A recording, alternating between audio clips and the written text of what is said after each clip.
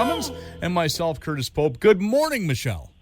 Good morning, Curtis. How are you this Saturday? Are you high and dry? I'm doing well. I mean, I know a lot of folks in the valley here are not doing so well as of late, and there's a lot going on. But for the most part, people are still healthy, and they're they will rebuild. So we got a strong bunch of people. Farmers are a strong bunch of people. They are, and physically and mentally. And everything wise, their outlook, it's so true. My place, I can't. The planes just keep on going by, and they're still going by, and it's amazing the efforts everybody's just trying to do their best and do everything they can. It's plane after plane, and the first day when they were saving those on the highway between Hope and Agassiz, and they had to get them by plane. It was crazy. Being like the right overhead. Yeah, no, the first responders and the pilots and Mayor Braun. I mean, they've all been doing an amazing job through a very, very tough circumstance, but they're doing the best they can and trying to make sure that people are safe and taken care of. Between the horrendous fires we've had, then that heat attack we had in the summer, and now the floods, all during a virus pandemic. And then the government control, and it's like, wow, like what literally doesn't kill us has to make us stronger. And that's horrible to say but it is true. Everything we're going through, and it's like, it's unbelievable everything that BC and our area has been through this past couple years. Yeah, no, it has. It's been a very, very. It's been a challenging couple of years, but this year especially, the weather has been making for an interesting time. I know we had the hottest day on record like 140 some odd days ago, and then we had the wettest day on record here this week. So we're breaking records, but it's records that maybe we don't want to break. Yeah. Us realtors usually have a blanket drive. Well, we do still. It's an annual blanket drive that we have every year around this time. And it goes until the 22nd. We have, and usually it's anything you have warm, and yes, still anything you have that scarves, gloves, socks, hats, blankets, anything. It's not just blankets. It's anything that would keep somebody warm. If you can please contact your local realtor, they will pick it up. Contact me. I'll come and pick it up for you and bring it to where it needs to go, or you can drop it off at your nearest real estate office. And this is the Fraser Valley wide annual drive. It's going on right now for the homeless. But the real estate board put out a release this week that they're pivoting our Realtors Care Blanket Drive to support BC's disaster relief efforts. So I wanted to broadcast it here on the show to really give the shout out that, I mean, as we've seen over the last few days and week, floodwaters and landslides have devastated people, our communities and roadways all throughout BC, and people need our help. And so many people have been doing so much. And so when faced with such adversity, it is our duty as community and as neighbors to step up and lend a hand to help those in need. And I know there's a lot of GoFundMes and there's lots of things out there, but us realtors want to support and want to do what we can do together with the Real Estate Board of the Greater Vancouver, the Fraser Valley, and we've decided to direct all financial donations raised during this year's Realtor Care Blanket Drive to support the people affected by this natural disaster. So there's powers in numbers, and this is our opportunity to really take action and to show our support. So realtors are supporting it in that way and asking our clients, friends, and neighbors and family to do the same, what they can, to let's all come together and give what we can. So since the weekend storm, we've heard so many numerous stories of members of our real estate board, realtors pitching in to help. Realtors, I know a realtor who has chartered a helicopter to get food to displaced residents, lots making food and monetary donations, and have even driven pumper trucks throughout the night to help deal with overwhelmed sewage and drainage systems, and driving jet boats to help the farmers' livestock. And so these stories are very heartwarming and remind us all of the power of what we can achieve when we come together. So the money raised will go to the Canadian Red Cross's British Columbia Floods and Extreme Weather Appeal. And this money will support the Red Cross's relief, recovery, resiliency, and risk reduction activities in the affected areas at both the individual and community levels. According to the provincial government, 17,775 people have been evacuated to date. I just heard of 2 nights ago, Thursday night, lots of people were evacuated in the Cultus Lake area. I have clients and friends out there. And over 5,900 properties evacuation order, and over 3,600 properties on evacuation alert, just so much. So we're also extending the blanket drive to November 29th. So normally, earlier I mentioned it was going to go 22nd, but they are extending it now to the 29th to allow for more time to raise donations. So please go to the fundraising website. I have it on my homepage, so that if that's easy for you, just go to michelecummins.ca and you click that link and it will bring you to the proper webpage, or go to the Fraser Valley Real Estate Board's website or the Greater Vancouver Real Estate website. Last time I checked, the site, they had raised $7,425. So, it goes fast. So, please support if you can, and thank you in advance to everyone, each one of you that can. So let's come together to make a difference. Please continue to stay safe, be kind, be well, everyone. And anybody that needs anything, please do reach out to me. And I would love to do what I can specifically. So I just wanted to share about that blanket drive is still going, but also for cash donations. That's what you can do. All right. Well, that's good information for people to have, and it's good that they can go to your website and get that information. Now, on the real estate front, I know it's different for farmland because they're often in floodplains and things like that, but a real estate question for me would be, when you have a natural disaster like this in an area like ours or Merritt or Princeton or any there where we've had these problems now, how does that affect the real estate market? Because it must affect the market. Yes, it absolutely does. What happens to our property values after a flood? That's, there's one thing that being in a floodplain, some people didn't think you could get insurance on your property if you're in a floodplain, which you can. You just pay a little bit more. But actually what happens after a flood, and these are big floods, this isn't just a little flood. Actually, studies show varied relationships between flood mapping and property values. The majority indicate that floodplain disclosure reduces the real estate value anywhere between 1% and 4%. So that's relatively small amount. However, an actual flood event like we've just had tends to decrease housing values from 18 to 25%. That's what's recorded. Now, obviously, the majority of it in the floodplain here in the Sumas Prairie is farmland, and that's a bit of a different, animal altogether. But still, that is a significant amount. It is. It's huge. It's. You can have a remediated grow-op that maybe the value is 10% less, and sometimes not even that much, depending on how well it's been remediated and renovated. But 18 to 25%, that's huge numbers, especially of the values that we have here in the valley anyways. Mm-hmm.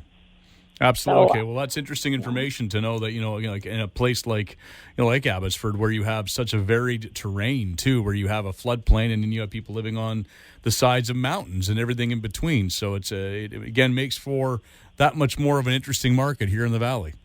It sure does. And what's interesting is, the last time, we had a flood like this was in the 40s, and, we forget, when time passes, they say time heals all wounds, but time also helps you forget things. And when something's so near, like what just happened, it's going to take many years, I think, before that can correct or at least get close back to normal, or not normal, but what we've seen, what we've had lately, because the floods of the 40s didn't affect the pricing in the valley, lately, but it sure will now. So, this is so new and so near. So it's going to take a long time for the values to build back up, unfortunately. Not exactly great news, but on the plus side, again, most of it is going to be agricultural, which will, I guess, not have the same kind of effect as they have to then rebuild their farmland and their crops and their animals and like that, which I'm sure is going to take time and going to take a lot of work. And our thoughts are definitely with all the farmers and everything they're doing to get through all this, which can't be easy. Yes. All right, Michele, well, we should probably take a quick break here. If people want more information about what you do as a realtor and maybe to get the links for you for the fundraising that's going on, where can they go? michelecummins.ca. Sounds good. We're back with more right after this.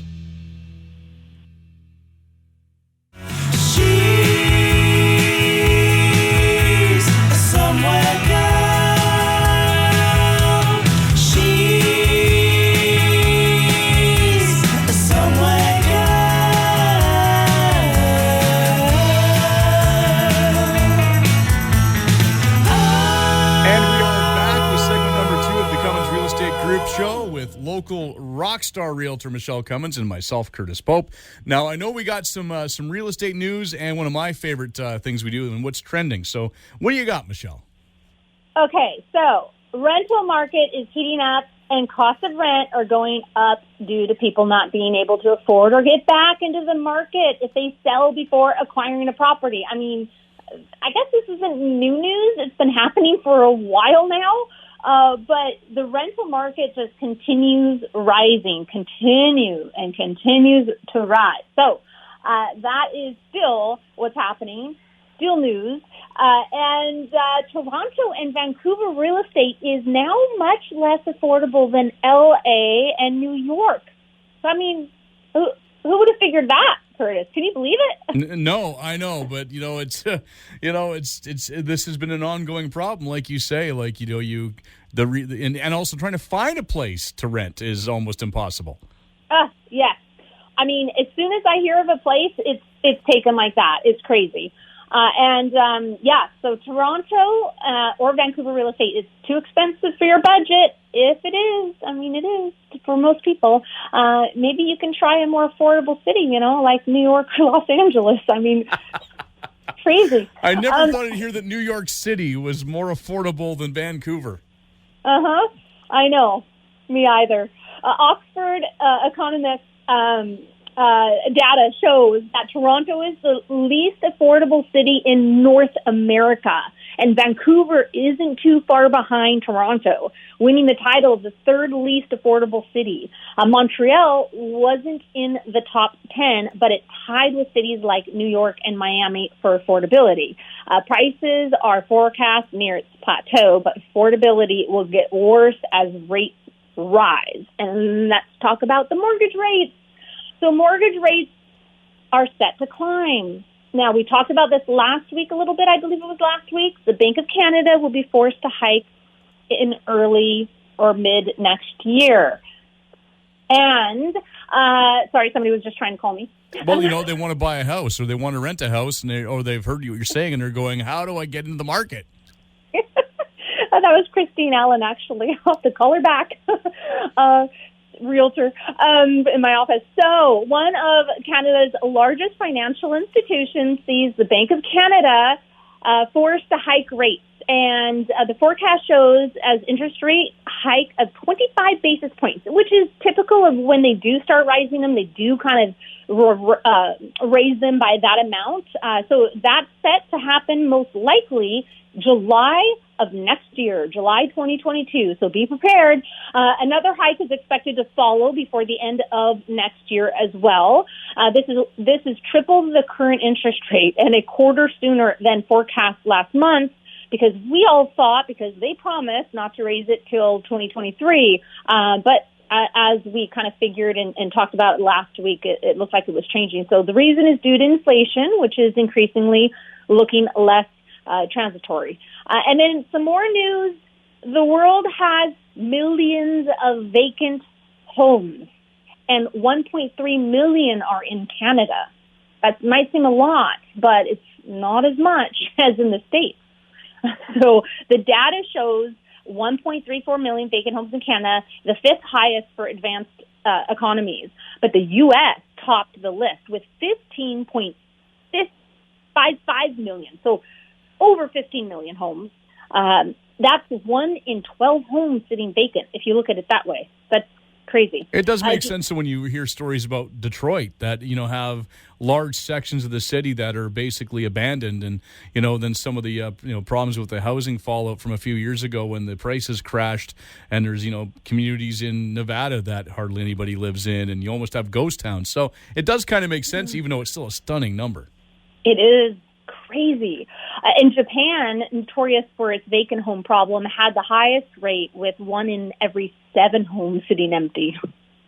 Wow. Higher interest rates or property taxes can literally create years of housing supply. I mean, that's, I wanted to mention, I mean, you can't see Curtis, but I hope you're videotaping yourself again today. Oh, yeah, because I love being on camera. Oh, I hope you are. I do everything I can to avoid being on camera. That's why I got into radio, Michele. Okay, but since we started doing this, the YouTubes are fantastic. It's so fun having you on them. But yeah, fun. I've got the flowers behind me, which you could see when we upload this on YouTube next week. But they're gorgeous, and they're personally made for me by Sandy, the owner of Holly Tree Florist and Gifts in Agassiz. And she's such a designer, and she does such a beautiful job. She services all my orders from my clients who list with me. I love giving flowers, especially designed by amazing artists, florists like Sandy. And for listing, I'm like, well, thank you so much. And everyone loves fresh flowers. It makes you feel good. It makes you happy. And who doesn't want their clients to be happy? So, and here she made nice ones for me today. So I'm very thankful for the flowers. They're beautiful. But yeah, okay, on to more news. And the world is always changing. Life is always changing. Don't expect it to stay stagnant because it never does. I wanted to mention, too, I've got the real estate referral partners in Texas talking about empty homes and stuff, but not saying Texas has a lot of empty homes, but talking in the U.S. And born and raised, as you know, in the U.S. But Texas, I love Texas. I just love that state. It's one of my favorite states. And my referral partners are out of Magnolia Realty there. And that is Chip and Joanna Gaines' franchise, as you know. As I know, we're still trying to get them on the show one of these days. It'll happen. Ron Brown, a realtor with Magnolia out of Fort Worth, says the median sales price of properties there are at $273,000. That's the median sales price. Can you believe that? Wow.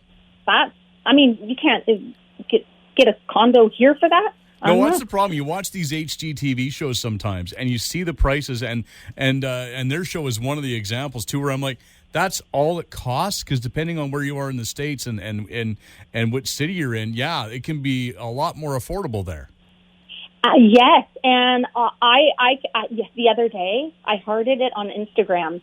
Caitlin Cates, which is a realtor out of the Waco, Texas franchise. That's where the silos are. And she just listed this lot. It's gorgeous land. It's over 11 acres on the Aquila Creek, and it's only priced at $274,000. It's over 11 acres. You can fish and kayak on the lake is long. The creek is long. It goes to the lake. North of Waco, and you could build horse barns. Oh, I just imagine white fence, beautiful property with a white farmer-style designed house, like rancher house. Oh, if you want to retire there one day or have a winter getaway or anything, it was gorgeous. You see, it's funny because you're thinking about this along an equestrian line and things like that you would do with it. And my mind went right to your husband building an amazing recording studio on the property. Okay, he can have that too if I have my nice barn with chandeliers. But I don't know why my mind went right there. I'm like, man, the recording studio Richard could build. That would be so beautiful. I already see it right now with whitewashed walls, and I would of course do it my style, but he could have his style too. You can make it look like the Yellowstone Ranch, but smaller. Oh, by the way, I have not watched one of the Yellowstone shows yet. You're going to have to catch up because now you're behind. You were one of the people, one of the folks that got me to watch it, and now I'm totally caught up. Now you're behind. Well, by hunkering down and being landlocked, you'd think I'd have time to be watching it. You but got 3 yet. episodes until tomorrow night. Then you're going to be back 4 episodes. Maybe I will watch all 4 tomorrow night. Then I'll just stay up all night. It'll be worth it. Get nothing done on Monday because it'll be worth it. So I have a featured listing I, of course, wanted to talk about. It just hit the market yesterday. It's in Langley. It's co-listed with Christine Allen, who was just trying to call me. And it's off 43rd, if I hadn't said that already. It is 4.5 acres, and it has white fence. It's a white fence beauty, Curtis. I don't know why I love white fences with land. It's just it does look cool. It does, and it has that kind of classic ranch kind of look and equestrian look. It does. That's why I love it. It's priced at $2,650,000. It's a 5-bedroom, 4-bathroom, built the year I was built. Oh, I'm going to give it away. 1974. And it's a basement entry, and it has a mobile manufactured home on it as well, which is so rare and great to have for the options for family and such. The total square footage of the house is over 3,500 square feet, and of course it has a barn. So it is gorgeous. It's at the end of a no-through road, and it has a newer wood flooring throughout. And it's got a spacious living room with a corner fireplace, beautiful kitchen with ample cupboards, like tons of counter space, stainless steel appliances. It's got 2 septic systems. It's got 2 200-amp services, 2 small barns, 2 shops with 100 amps, chicken coop, fencing throughout. I mean, this place is amazing. It's a great hobby farm. So if anybody wants to have a look at it, it was renovated in 2009, and so contact myself or Christine Allen, and we'd love to show it to you, send you all the information and the video and everything that we have on it, the floor plan and all of that. Just check it out on my website if you want. And then we've got a new listing coming up this coming week. We're getting all the drone video and floor plan and photos and everything done on Monday, and it's 11,000 square foot lot in Mission off Cascade, and it's going to be priced at $915,000. So that's a great one coming up next week. Keep an eye out. But today we have an open house. So if the Highway 7 is open, so I have an open house that Christine Allen actually is going to host for us, and it is a vacation property. Now, I talked last week about this, Curtis. It is that amazing log cabin. It's a part of a fourplex. It's the corner one, so it's extra large. It's actually larger. I couldn't even imagine it. I didn't think it was as large as it was, but it is. It's perfect for family. It's 2,750 square feet on 3 different levels. It's got 3 levels plus a basement, actually, and it's up at Hemlock, Sasquatch Mountain. Perfect time to ski and to snow sled and shoe and all that good stuff. And in the summer, you can ATV and lovely place. It is so cute. Perfect cabin, wood burning fireplace. There's snow up there right now. We are going to enjoy the snow, and I think I'm going to go up there as well because mine as well. I mean, what else do I have today to do but show this property with Christine and play in the snow? I think I'll make a snowman. There we go. I like that. Yeah, and that one is priced very modestly at $489,000. And yes, so have a look at that if you want to go up there today between 12 and 1 o'clock. And I will have a quote of the week, and the quote of this week, given the trying week that we have all had here in the Valley and other parts of BC, today's quote is the greatest, or I should say, the greatness of a community is most accurately measured by the compassionate actions of its members. And that's an author unknown. That is a great one, especially for the week we've had. So I think we'll probably going to end on a high note, and we'll end it there. So if people want more information about what you do as a realtor and what you have going on, where can they go? michelecummins.ca. And join us again next week when we will talk real estate in order to unlock your real estate potential on a show where real estate is maximized. Thanks for listening.